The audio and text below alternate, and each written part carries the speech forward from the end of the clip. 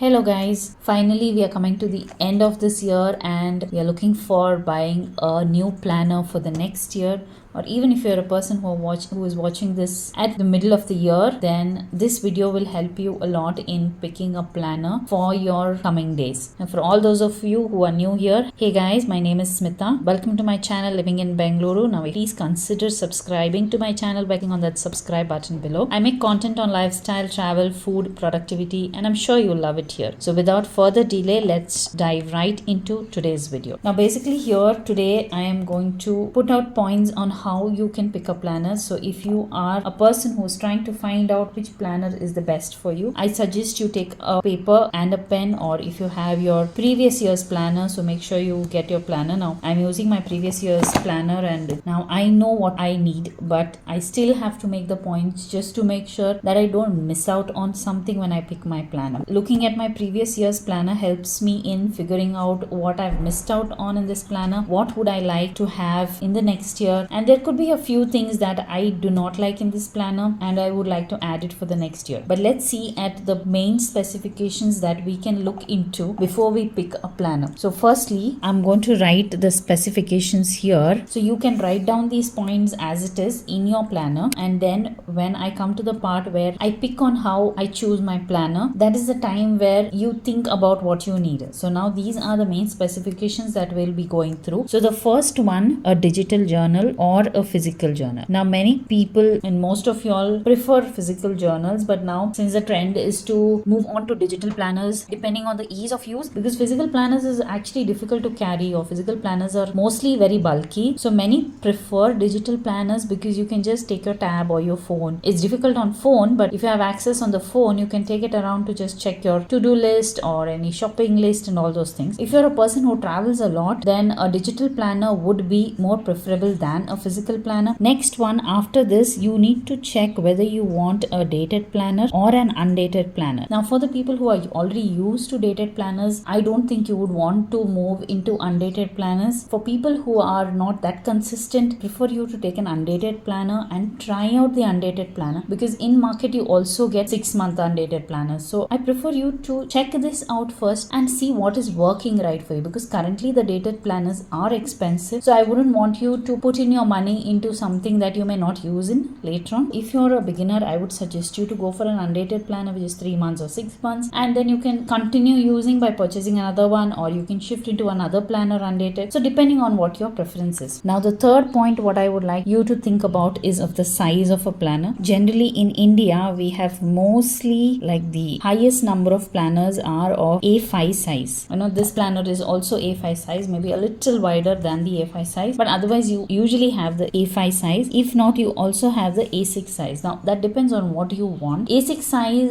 they are a little smaller planners, thinner planners, and they have got very fine paper. They are nice, but it depends on again how you're using them. If you're carrying the planner a lot around, then I would prefer you to pick a A6 planner. Though your options are minimal in A6 planners, you still do have a few options. The next one is the binding. Now binding plays a very important role for many. You have hard bound planners and you have the spiral or the Viro planners. Now this what planner I have is a hard bound planner. My previous year's planner is this, which is also a hard bound planner, this kind, but when you open and keep, generally see how it stays, it stays like this.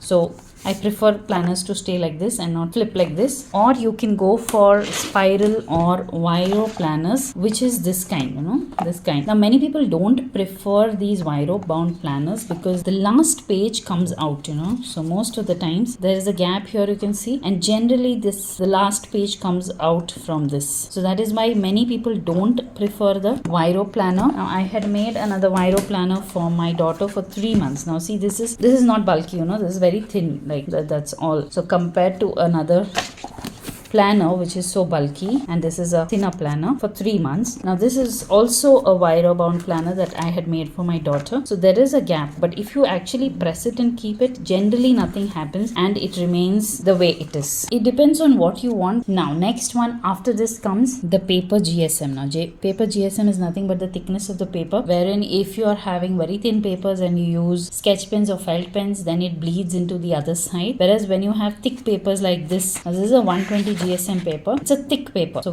whatever you write, you can't see on the other side. GSM, I prefer more than 100 GSM. 100 GSM is good enough, but above 100 GSM is also fine. But then the problem with papers beyond 100 GSM, then your planners become very bulky and very thick. All the planners that I have generally are very bulky and thick. Whereas here, this planner, what I had made is a 100 GSM paper, which is a little more better. Papers are not that thick, but you write it in some felt pens, then it doesn't bleed on the other side, it doesn't come on the other side. The next one is the price point. With respect to price point, in India, we have a lot of planners starting at 500. You have 500 and ranging, I don't know to what extent, but you have a lot of planners now. I think that there are planners that go up to 2000, 2500. Again, your price range depends on what you can afford. How much do you want to put in? Like, maybe not affordability, but maybe how much money would you like to put into a planner? The next one is, would you like a vertical planner or would you like a horizontal planner? Now, what do I mean by vertical or horizontal planner? Now, when I talk about vertical planner is something like this. You have things to plan, so you will write it in a vertical manner. Horizontal planners are generally like this, where you have this kind of horizontal layout and you write your tasks this way. Now, here you have less space. You can't actually do time management here. It's just your to-do list. Whatever to-do list you have, you just write it down and finish up. Now, here you cannot do any time management because you are writing only your to-do list. You're just planning your day by writing your task list here. Now the next thing that comes to is, how many planners are you looking for? That is number of planners. Now, many people would prefer one planner because then it's easier to maintain. But the problem is, if you're a person who is a freelancer, and if you're a person who has to do a lot of house chores, then it could be that you might want to keep them separate by having two planners. That's one for work and one for a to-do list. But some of you prefer it to have it in one planner itself, because then you have it handy anytime you want to see. And the last but one point is whether you want a planner for your to-do list, your time management, or for your journaling. Now, short description on your day, or you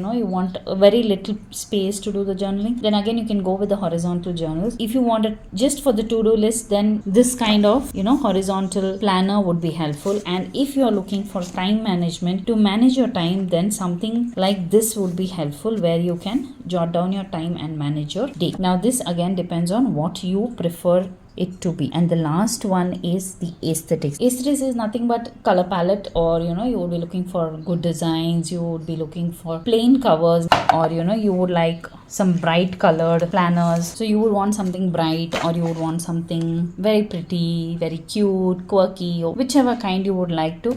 Now, the aesthetics, I've put it at the last because by the time you look at all these specifications, I don't know where will you end up in. You might end up in having very minimal or less options. So depending on all these, now I have given you 10 specifications on how it looks and feels. So these are the first 10 specifications that I would want you to write down and then find out which is the best. Now, the other part of this picking out your planner is to know what I need or don't need in my planner. What I need, or maybe what's the inner specifications of a planner. Now, generally what we saw, most of them are the outer specifications, other than I think the vertical and horizontal. So what do I mean by what I need in the inner specifications is, what are the prompts you would prefer? So the first thing is yearly goals. Now, yearly goals is nothing but in the beginning of the planner, you will have a goals page as well as how you can achieve these goals. Then you have the vision board. Vision board is nothing but a visual board of your goals. It could be your short-term goals, long-term goals, or whatever you prefer it. So a vision board where you pick out the pictures and you paste them here. Then you have the yearly reflection. That's your previous year's reflection. You need to know what went well, what didn't go well, books read, or some books challenge, or some gratitude prompts for the year. Any other prompts that you think of for the year, you're reviewing your year, or whatever the other prompts could be. And then coming to the monthly layout, you would like a monthly calendar, the monthly goals, habit tracker, a mood tracker. Now, if you're a beginner, this could be too overwhelming for you, but yeah, I'll probably put this more into detail. A budget tracker, a meal planner, and a monthly reflection. Internally in the planner, these are like the yearly prompts, so many. you could pick your planner based on these specifications. Now when it comes to how I pick my planner, I go through these lists and I see what I really need in my planner, what are the things I would actually feel they are really important. Now under those, if I feel that I have multiple choices, then I will look into each planner and see what is the advantage, pros and cons that I would want. But now in this, what would I prefer, what is my preference when I pick a planner? Now this is, you can do it with me, or you could also do it after some time, when you just go through, think, and you can, as you pick out each of the points, you can go through the planners that you have. Now in the coming weeks, I will be posting videos on different planners that are in the market. You can actually go through those, watch the videos from my channel, and then pick out and finally decide on the planner. You don't have to hurry and order for the planner. You have a lot of time. So let's see what I prefer and how do I pick my plan. Now for this year, I wanted to go for a digital planner, but then I tried it for a month and it didn't feel right. It didn't feel like it's my cup of tea, because with kids around and my tab being used by my kids as well, I don't have a separate tab just for me. I do use it, but very less, and my kids use it too. So I somehow felt writing in a digital planner didn't give me that,